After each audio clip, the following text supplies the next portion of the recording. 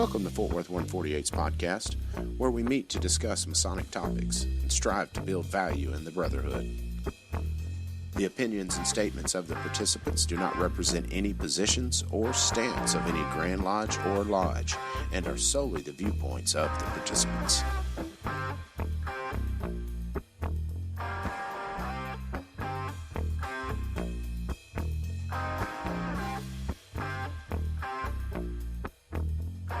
Welcome back to the podcast, brothers. This is Rhit Moore, past master of Fort Worth 148.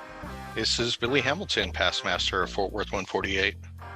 And this is Gabe Yagish, past master and current marshal of Fort Worth 148. And we have no special guest today. It's just the three of us. We're trying to get the snowball rolling. You know, it's a little bitty right now, but this is 2 episodes pretty close together. Yeah. So Absolutely. As our listeners know, we've been kind of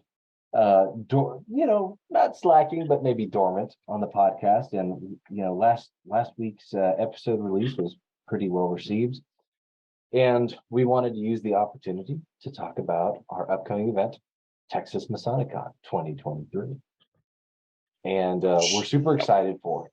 Right, Rhit, in broad terms, for our listeners that haven't heard of Texas MasoniCon before, what is Texas MasoniCon? Educational event, I guess. It's so hard to just summarize it real quick. But basically what the inspiration is we started bringing speakers and different, personalities into our lodge to speak and do presentations. And we just absolutely loved it. And so we figured we'd expand it because we're in that big temple. That was another inspiration of it. We get to use that thing a few times a year, and it was like, well, let's get with it, because that's a huge expense we don't have to put forward, having the place to already host it. And so we started doing an all-day Masonic educational symposium. One of them big words. And here we are. This is year 4. COVID took our knees out hardcore, though. Yeah. I love that picture on our website right as soon as you log in. There's like almost 120 guys in that picture. Yeah. And that was year 2. So we had a full head of steam going, and we had to cancel that. And so that's been something that we've been kind of dealing with, right? Because the team has also been trying to get used to being back in action again. Last year was pretty good. Right. I didn't get to attend last year, but, it seemed like the turnout was great and people were really happy with it. And so sometimes we forget that, hey, the first Texas MasoniCon was in 2018. 2018, right? Yeah. 2018. But this will be, because of the shutdown, this is only going to be our 4th MasoniCon. And really, it's only our 2nd one since coming back from the pandemic. So it seems like a lot of the stuff that we knew about how to organize events has kind of changed in a lot of ways. And that's, part of the learning process, right? So we're having fun with it, and you say that out loud, and things have changed, right? I guess that is a great point that, society, what gets you out of the house pre-COVID, post-COVID, there's a lot of difference, I guess. Yeah. And so we want to make it, be one of those things that lets you, that says to you, you know what? Masonry is a good use of my time. I had fun at this event. I can't wait to kind of inspire others at my lodge, or to bring education that I learned to my lodge, that kind of thing. So this is it's also intended to spread seeds of information and intelligence and knowledge, right?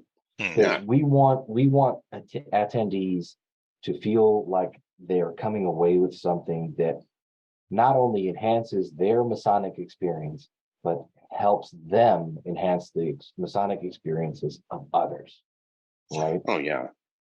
It'll get the juices going, that's for sure, because it's hard not to, seeing these guys speak and being so passionate, and they didn't get paid a dime to do it. to learn all this information that they're learning, you know, about just ancient mystery schools and whatnot. It's like, yeah, that's a passion, not a paid endeavor, and it bleeds off. Well, and I think there is, so, you know, if we're comparing things from pre-COVID to post-COVID, I think right now I feel like there's a bigger interest in Masonic education, and so something like this definitely has value. Because if you remember before COVID at Grand Lodge every year, there would always be someone who was trying to pass a resolution to have like all educational content reviewed by Committee on Work or Committee on Education or something like that. And the past couple of years, I haven't heard anything about that. And if anything, it feels like there are more lodges reaching out and proactively looking for speakers to talk at their lodges. Like the desire for education has picked up, even though attendance, right, in most lodges, we're still kind of ramping up. In some places are doing better than others, but that I think during COVID, people realized what they were losing, and so they came back with a renewed taste for Masonic education.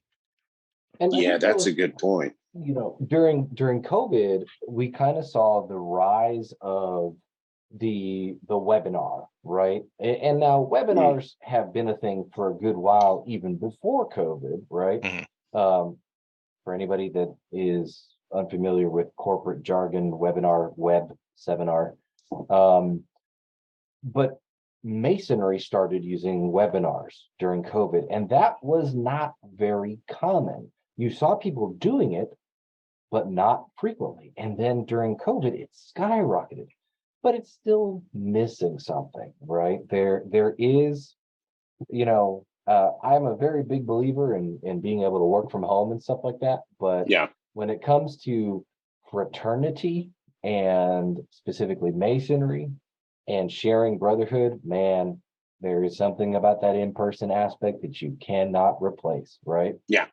That's what got me about us passing that law at Grand Lodge, not being able to use it. Like their big argument that it would kill attendance at Grand Lodge. It's like, man, I love what we're doing in here, but I'm here for the fellowship before and afterwards, you know. And that's what the thing about the webinars.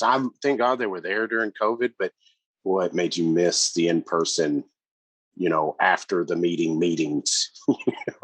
Exactly.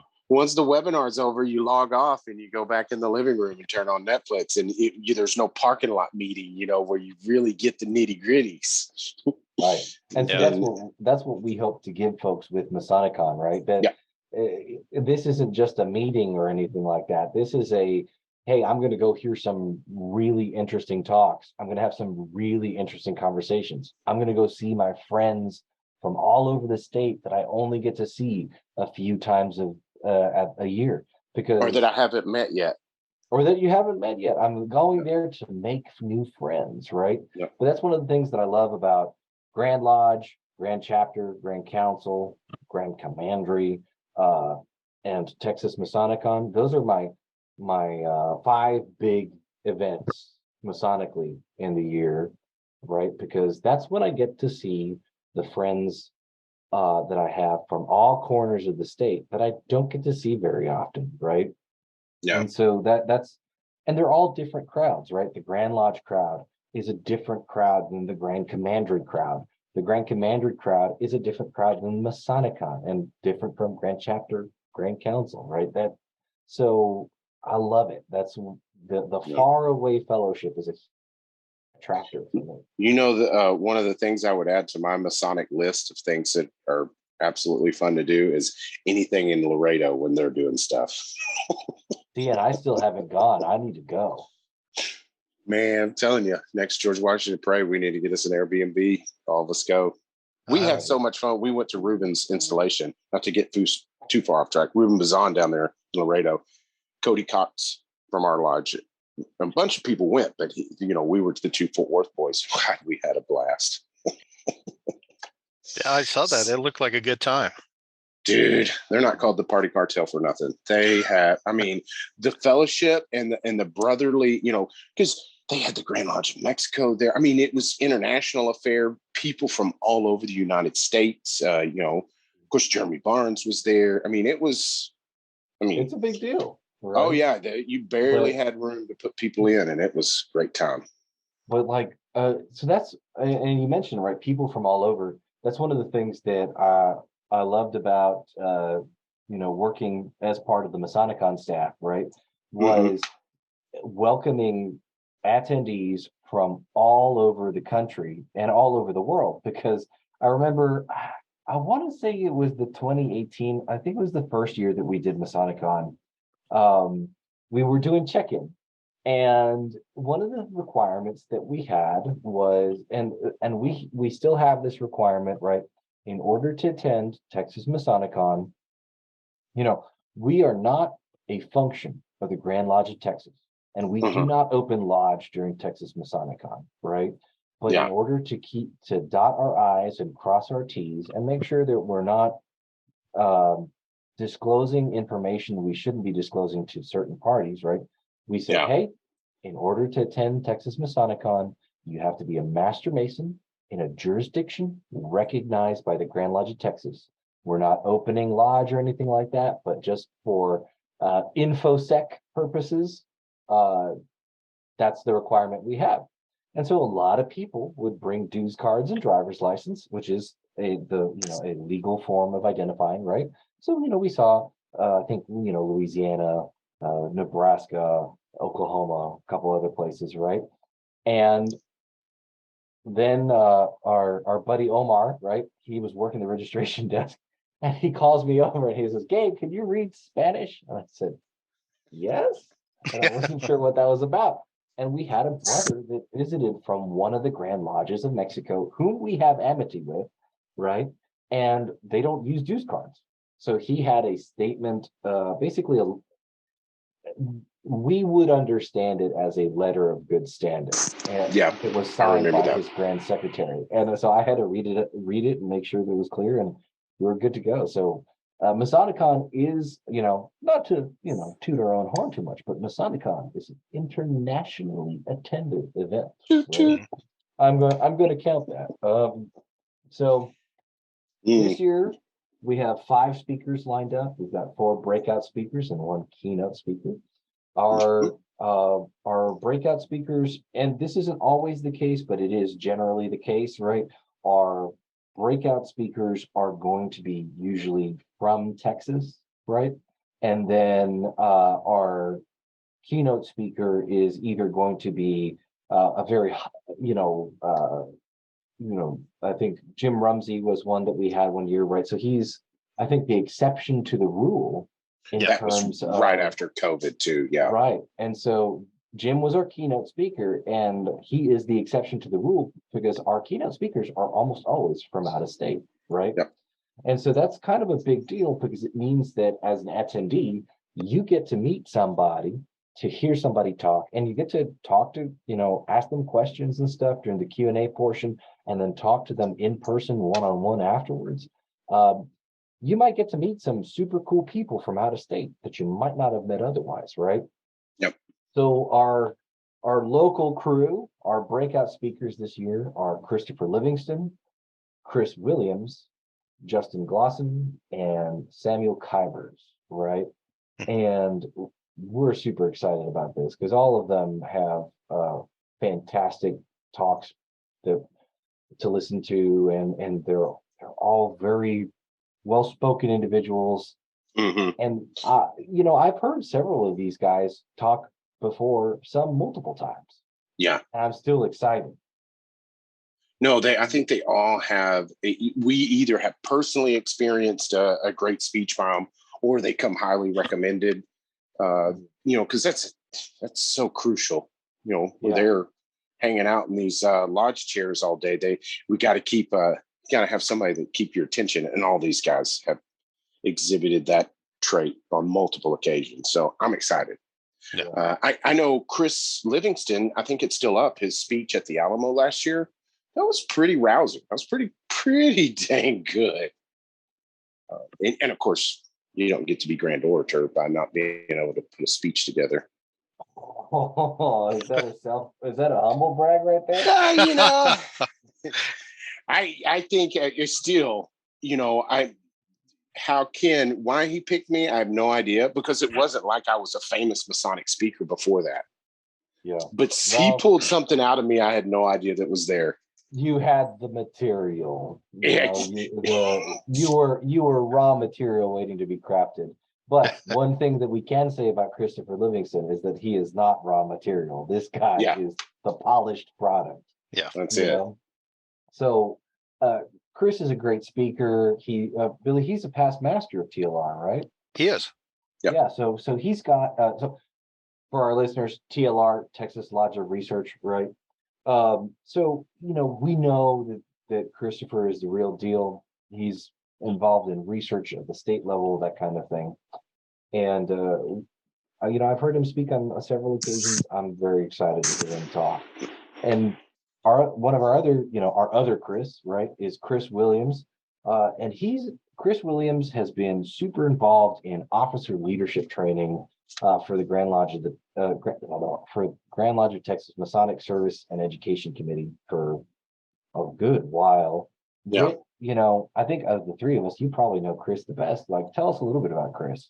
So yeah, I put him in the field of, because looking at the OLTs, officer leadership trainings, they've been great since the inception, but along the way, there were guys, a team that took it up a notch. And Larry Fitzpatrick and Brad Kohenke and Chris Williams, and there was Justin Tolbert. Why am I thinking? Yeah, Justin Tolbert, right? From San Marcos. Anyway, Richard Slaughter was part of the team. John Tolbert. Yeah, John. Yeah. I knew it was JT. He's bringing sexy back to Masonry is why I said Justin Tolbert. JT. But they changed the game. They brought the OLT up another level. And that's when we were going to Corpus, when they hit their stride with the OLTs the way they were. And I say the way they were because I feel like the team that Cody Cockcroft is leading now, we're kind of taking it up another level as well, because we've added some classes. We finally got the 301 and all that kind of stuff. But Chris Williams was part of that team. And man, if you got a chance to be in his class, you can easily tell he can hold your attention. He was a fantastic facilitator for those OLTs. And now he's the voice behind, is it Big John Deacon? Yeah. Have y'all seen those in the Masonic magazine? No, I haven't. You guys don't read the Texas Masonic magazine, do you? What is it? The profound philosophical pontifications of Big John Deacon.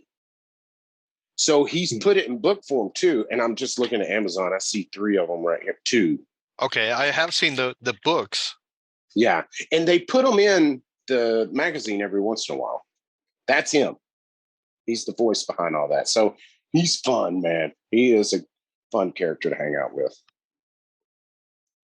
I have no doubt he will deliver a fantastic speech. And I like the fact that we don't know what they're going to talk about. Yeah. Yeah. That's one of the cool things. One of the way that MasoniCon works in terms of the breakout speakers is that we vet speakers based off of their character and their recommendations, right? So if we don't personally know a speaker, we get others to vouch for them, and they come highly recommended to us, right? But one of the things that the team does is that we like to be attendees just as much as everybody else. So when possible, we get them to not tell us exactly what their talk is going to be.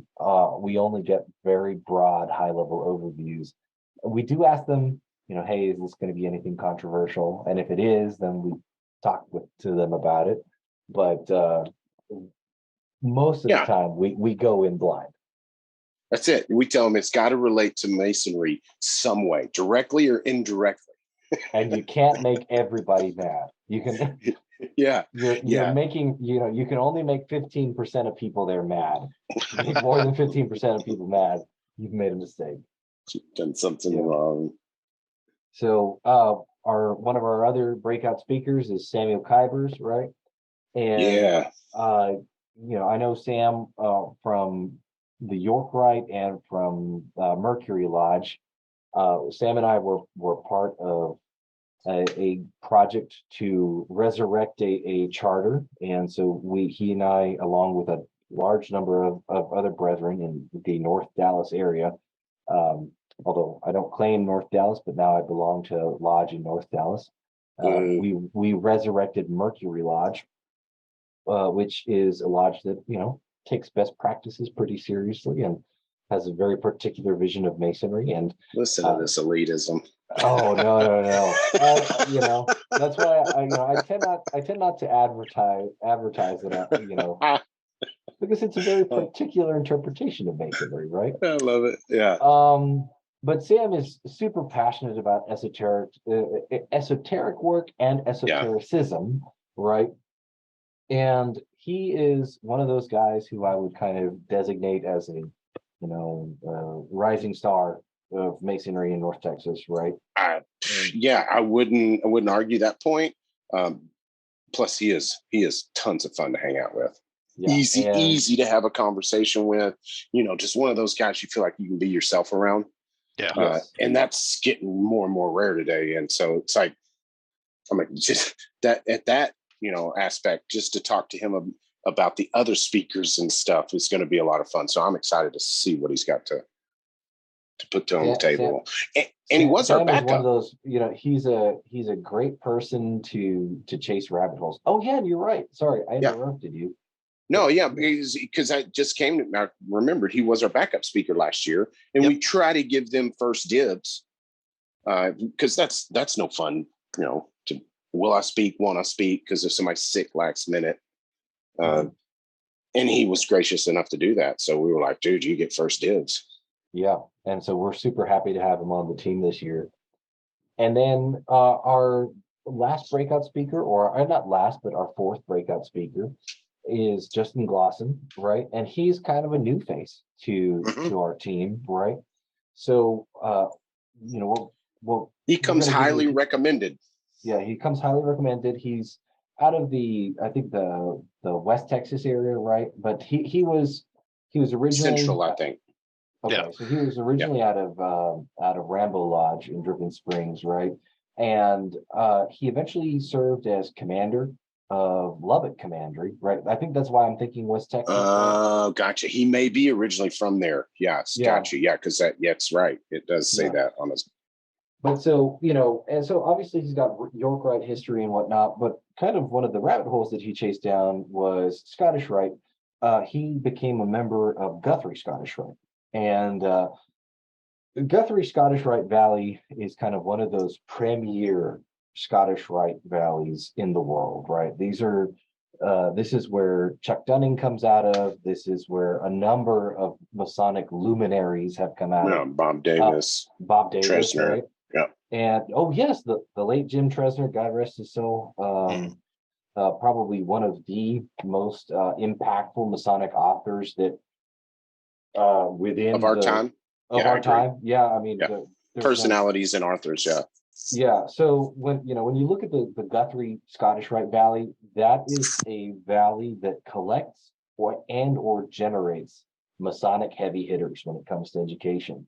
And so Justin was an organist for Guthrie Scottish Rite for I don't know how many years, but several years, right? And that kind of led him to pursuing music as a deeper study, right? So serving as an organist for Guthrie Scottish Rite actually got him to pursue a master's in music theory and eventually a PhD, right? And so he's got he's technically brother Dr. Justin Glosson, right? And his PhD in fine arts focuses on let me check my notes here. Music cognition and historical performance practice. And so his specific focus, right? So again, we don't know the specific talk, right? But we can tell you it's probably going to have to do with mythology, symbolism, music cognition, and mindfulness practice. So he has a lot of common threads with a lot of guys from Guthrie Scottish Rite. And so we're really excited to see what he brings to the table, right? So I'm super stoked. He's new to the crew and we're here for it. Now, so he came recommended from Craig Hammonds, who's Austin Scottish Rite as well. And of course, he had a pretty good little list. I sent him a message to say, hey, did you know anybody? We're just poking around. And he sent me a long list. And it's like, make me want to go down there and see what they got in the water in Austin Scottish Rite, because they have some fantastic stuff going on down there. Yeah, that's awesome. Yeah, so, good stuff.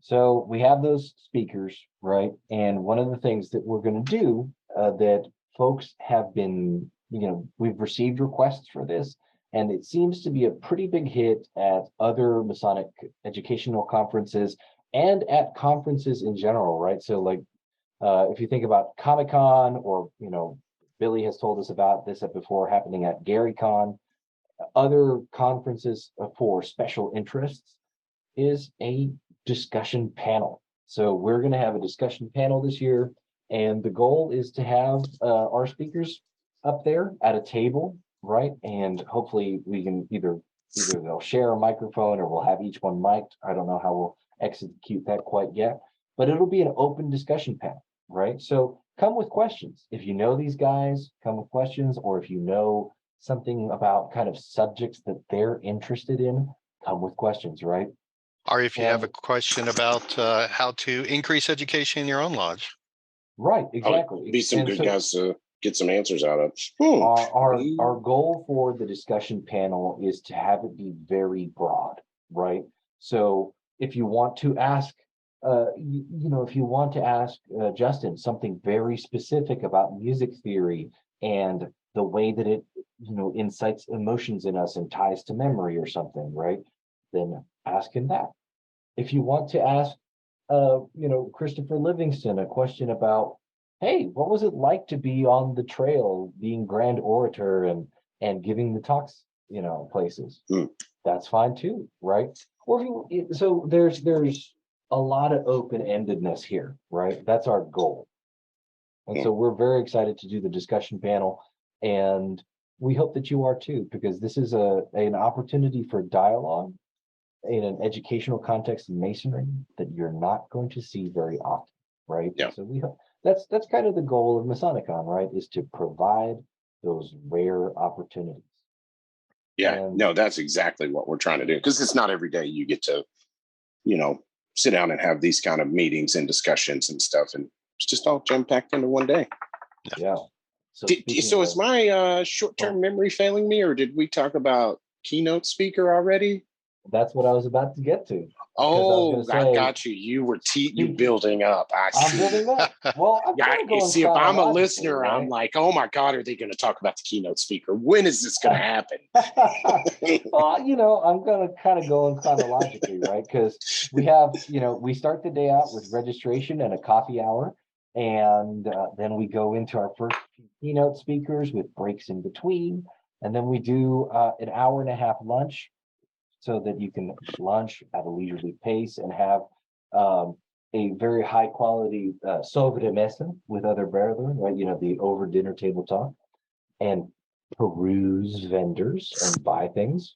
And then we have a couple more breakout speakers. Then we do the discussion panel. And then at the end of the day, we have our keynote speaker. And our keynote speaker this year is who's it going to be? Joe Martinez, and he's out of Virginia. He's a past master of Manasseh Lodge, number 182 AF and AM, Grand Lodge of Virginia. And so I'm not as familiar with Brother Joe's work as the two of y'all are. So if the two of y'all can tell us about Brother Joe Martinez and what he does, that'd be awesome. Rhit, do you want to? I mean, we were talking about this earlier. He's one of the co-hosts on the TMR, the Masonic Roundtable podcast. So he's definitely I'm sure most of you guys are already listening to it, but if not, that's another great resource out there. Joe is an interesting person. We've met a couple of times, actually. He's a regular out at Masonic Week in Virginia. I mean, well, that's almost in his backyard, right? No. But he's so a little bit about his background. He's an interesting cat just looking at his background, right? So he's a veteran of the United States Army. He's a former counterintelligence special agent.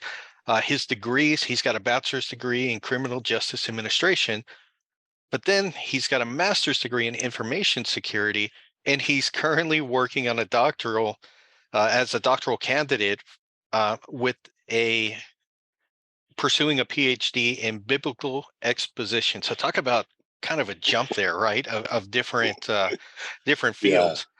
But he's one of those inquisitive minds. He's great to talk to. He's very charismatic, got a great personality. So he's one of those people who can keep your attention and also light that light bulb, right? Of, when you're looking for something that when you want to jump down the rabbit hole, he's there. If you're looking for a whole new topic, he's there. I'm really excited that he's going to be our keynote speaker this year. Yeah, no, he has a lot of energy that he brings to the table that just rubs off that je ne quoi. he brings his own egregore, if you will, to the table. I keep thinking of have y'all seen that movie Zoolander, to go way back? When Will Ferrell's talking about Hansel, he's like, he's so hot right now. That's what I'm thinking about with Joe, because he is one of the driving forces, personalities, if you on a large scale, pushing Freemasonry into the future. Taking it away from that, and he might love this, the green beans and spaghetti on paper plates, because he's not a huge fan of green beans, but taking it away from just being that. To back to the gentleman's club that it's meant to be. And he's a big personality enforcing that. Obviously, the guys from TMR, I mean, that was a big inspiration that tied to create this podcast. It's like, yes, they're doing it. Okay, I see the value in this now. Yeah, he's a co-host also for EsotericCon. So I mean, from he's got his own con that he's been helping to run. He's been in the Fraternal Review several times. Actually, we were in one of those issues together, actually, where we were talking about ancient mystery schools. Oh, cool. Well, that's awesome. Yeah, he will. It's kind of cool that he's one of the co-hosts for EsotericCon, because during COVID, we ended up partnering with EsotericCon because they were going to do a virtual event to begin with, right? And so because we had to cancel our in-person event due to the shutdown and the restrictions that we were under, we were actually able to grant a lot of the attendees of that year's scheduled MasoniCon tickets for EsotericCon, right? So they still could attend something. They could still, get education and everything like that, right? So amidst all of the sadness and hardships of sending people refund emails and having to let people know that we had to cancel the event due to the pandemic shutdown, we still had that bright spot of being able to partner with EsotericCon and getting folks tickets. So Texas MasoniCon is still to this day very grateful to EsotericCon for that. And if you have a shirt from EsotericCon from that year, you have on the back a Texas MasoniCon logo. Yeah, there's that little owl and square and compasses. Yep. Oh, got it somewhere. I'm still very proud of that logo. It's gotten so much mileage. Very simple, gets the job done. Yeah, I love it too. Yeah. It was, and it was one of those things to where we were all like, yes, the owl's perfect. I think we talked about it for all of 2 minutes. It was like, yeah, that'll work. That'll do it. Yeah. So for anybody that's wondering, the reason why we chose the owl as a symbol of Texas MasoniCon is that owls are historically associated with wisdom. And so that's kind of the idea there. Yeah, going all the way back to the Greeks with, the special animal of Athena. And probably going beyond that, to be honest. Oh, well, the Egyptians, there's some alley stuff in Egyptian. Plus, they're stone cold killers at night. This is Rich confession to our audience. They're wicked cool, man. That's all there is to it. Owls are cool. So Rhit's public debut as the Tarrant County Strangler. So you're saying you want light around owls because otherwise they'll kill you in the darkness. Yeah. Well, so what we're looking forward to this event. What's something on the Saturdays of Texas MasoniCon in the past that you guys are excited about to kind of maybe rehash or see again or do? What are some of your favorite memories of previous MasoniCons? For me, I love the minute right before people show up and the minutes right after the last people leave. There's just something, I mean, the bookend of that whole event, because it's such a high during it. It's kind of almost outer body. And you know what I mean? You're pulled as soon as people start showing up, the show must go, you know what I mean? Like you put the showmanship on. It's go time. The pads are on, if you will, whatever. And then when everybody leaves, you come back down out of that, showman's hat and come back to reality. And it's a weird, trippy feeling. Because there's a real sense of pride on both ends, but they both have their set of emotions that are just really fun to experience. You don't get it unless you're doing something that you're kind of nervous about. Well, not kind of nervous, really nervous about. Because something's going to happen. You're going to run out of food, or something's going to bust. Always. There's always some kind of. I'm thinking about that. And this was the first year that we did MasoniCon. Every year after that, it has not been a self-serve situation for lunch, right? Somebody serves you for lunch. But we had based our I want to say that I was doing the food reservations at the time, right? And we had, if it wasn't me, I was definitely involved at one point, but we had the total number of attendees, and then we multiplied it by 1.1, right? That gives you a 10% wiggle room, right? Oh, you had more people, or people got seconds or whatever, right? Mm-hmm. So we had 10% extra food that we needed, right? And so Rhit, I think it was you and I were upstairs, or Billy and I were upstairs. I can't remember one of the, but we were up there and cleaning up after one of the breakout talks, and then we were headed down. So we told everybody, all right, go downstairs to the Egyptian room and we'll take care of it. And y'all go ahead and get lunch. By the time we got down to lunch, all the food was gone. Everything was gone. When the napkin left. Yeah, that was. We had to send our stewards on an emergency chicken run, and they went to Chicken Express. Yeah, they went to Chicken Express and got bags and bags and bags and bags of fried chicken, just so that we could feed the remaining people. Well, something, right? And so I have fond memories of that. But we planned a 10% buffer, and we got shanked. Can you imagine the big husky man that Omar is, just physically imposing, running in your chicken joint, being like, "Give me all the chicken you got." I mean, that's like, pretty much yes, just don't hurt me. That's pretty much what he ended up having to do. Yeah, that was. I think Gabriel. I think that was you and I, because I remember coming down and it's like everything's gone. Yeah, it was like walking down after a medieval battle, right? It's just a scene of devastation. The carnage. The carnage, people laying there, although they were suffering from the itis, not from being dead, And you can't say itis anymore, Gabe. I'm not supposed to say that. Gabe, you're canceled.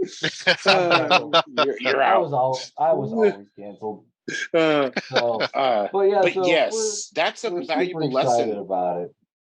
You don't do self-serve if you do big events, because we did our inexperience. We didn't know, but your stomach's bigger, and I'm not saying anything implying it, but your stomach's bigger than your eyes, or however that works. You get thirds on your first go around if you're serving yourself, and you don't end up eating it, although you meant to.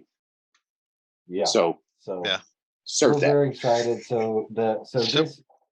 Oh, yes, go ahead, Billy. Yeah, no, I would say actually, I have to say that my favorite part of all of the MasoniCon so far is the conversations that happen either before, after, or in between, right? Because everyone's there to learn, and even the guest speakers that we have come in are so open in sharing, right? The conversations that I've had with even starting, I think my first experience was picking up Piers Vaughn at the airport. In the conversation, we just talked nonstop the entire way to the hotel. Yeah. And it's moments like those that that's what makes it. I mean, the educational content is great, but actually having the one-on-one conversations, for me, it's actually a little bit better. Yeah. No, there's a lot of truth to that, because that made me think about, we had Michael Pohl down the first year. Pierce Thons was here that year as well. Yeah. And he got in the car the morning I was taking him to the airport, and he just sat down, we hadn't said anything, he looked me straight in the eyes, and he goes, you know, you guys started a good thing here. Y'all did a good job. And it was like, holy cow. I mean, still like one of those memories that can take you back to, like, because it's jet fuel for me and motivation. And you're not going to get that with that, that one-on-one time. Yeah, that's a good point. Those are good memories too. It's hard to get that one-on-one time. Yeah. But in the brethren who come up, those conversations, I've had a ton of great conversations with guys who came up to learn, and I feel like I end up learning something from them. Oh yeah, for sure. All right, folks. So this was our first of several mini-sodes in about Texas MasoniCon. And so, a little bit of promo material, but we want to get you all excited about Texas MasoniCon coming up. So we hope you've kind of enjoyed this sneak peek into Texas MasoniCon and a little retrospective on what it's been. So we hope to see you in August. Yeah, what day is it? Third weekend in August, right? August 19th. August 19th, Saturday. Yep. And the 18th, the festive board, we still have tickets available for that. Spoiler. So we're going to do a little mini-sode on that one too. Some good stuff in that. This is Rhit Moore signing off. This is Billy Hamilton signing off. And this is Gabe Yager signing off.